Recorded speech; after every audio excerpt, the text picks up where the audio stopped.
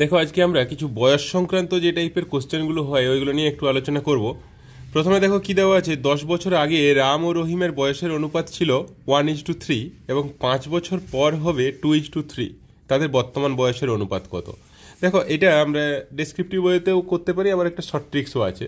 প্রথমে একটু এক্স ধরে দেখে নিই ডেসক্রিপটিভটা কীরকম হচ্ছে। দেখো প্রথমে কি বলেছে, 10 বছর আগে রাম রহিমের বয়সের অনুপাত ছিল কত? 1:3। তাহলে একজনের বয়স ছিল 1x আর একজনের ছিল 3x। তাহলে 10 বছর পরে এদের বয়স কত হবে? এটা 10 বছর আগে ছিল, তাহলে 5 বছর পরে তাহলে কত হবে? 10 + 5 বছর, মানে টোটাল 15 বছর হচ্ছে। তাহলে 15 বছর পরে এর বয়স হয়ে যাচ্ছে x+15 আর একজনের বয়স হয়ে যাচ্ছে কত? 3x+15। তাহলে এই দুটোর অনুপাত দেওয়া আছে কত? 2:3।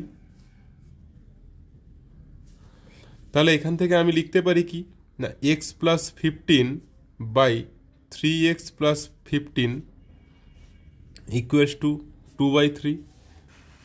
That is 3x+45 = 6x+30 and 3x = 45 - 30, that is 15। That is x = কত হচ্ছে?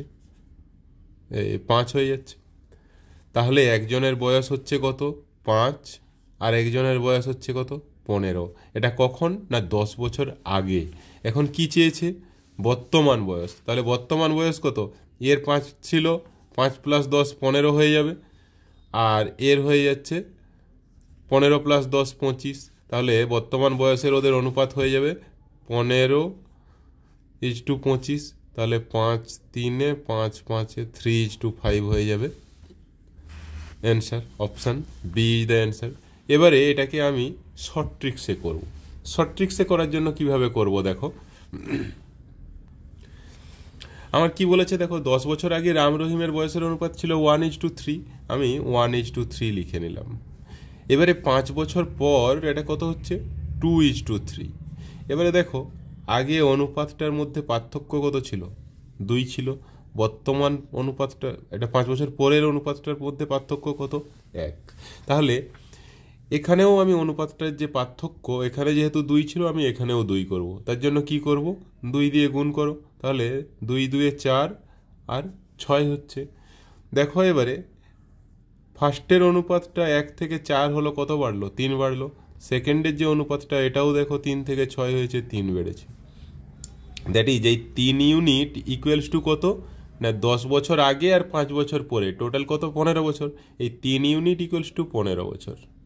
তাহলে এখান থেকে আমি লিখতে পারি 1 ইউনিট ইকুয়ালস টু 5 বছর। এবারে কি চেয়েছে? 10 বছর আগে অনুপাত ছিল কত? 1:3। তাহলে 10 বছর আগে ওদের বয়স ছিল একজনের 5 আর একজনের 5 3 15। এখন 10 বছর পরে একজনের 5 + 10 কত হচ্ছে? 15, আর 15 + 10 কত হচ্ছে? 25। এটার অনুপাত চেয়েছে 5 3 5 5 3:5।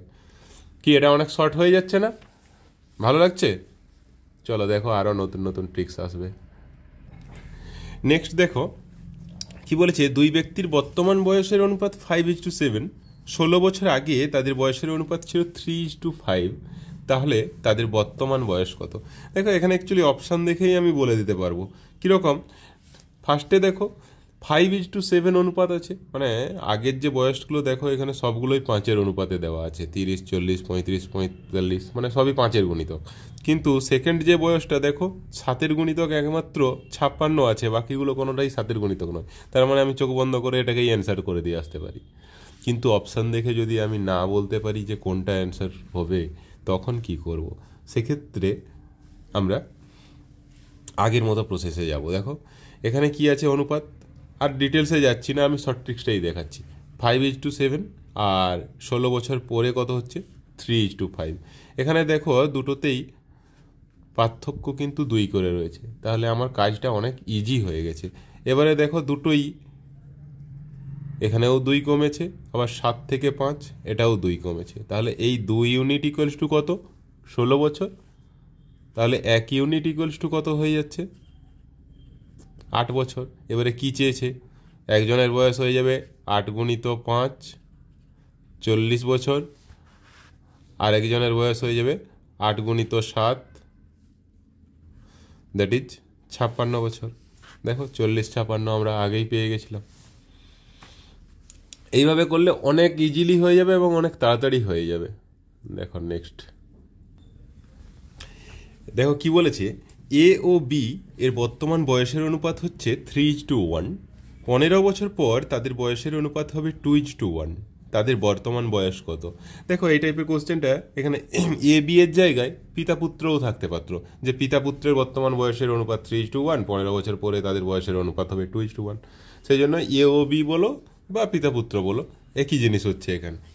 তো প্রথমে কি দেওয়া আছে, আর ডেসক্রিপটিভে যাচ্ছি না, সব শর্ট ট্রিক্সটাই দেখে দিচ্ছি। হ্যাঁ, 3:1 রয়েছে কখন?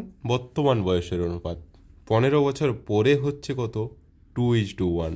এখানে অনুপাতের পার্থক্য 1, এখানে এখানে 2, এখানে 1। তাহলে একেও 2 করার জন্য কি করব? 2 দিয়ে গুণ করব, দ্যাট ইজ 4:2। কত বেড়েছে? 1 বেড়েছে। এটাও দেখো 1 বেড়েছে। দেখে নিতে হবে যাতে দুটো একই বেড়েছে কিনা, তাহলে মনে করবো যে আমাদের কোনো ভুল নেই। তাহলে এই 1 ইউনিট ইকুয়ালস টু কত? 15 বছরের difference, that is 1 unit equals to 15 বছর। তাহলে বাবার বয়স কত, বা এর বয়স হচ্ছে 15 গুণিত 3, 45 বছর।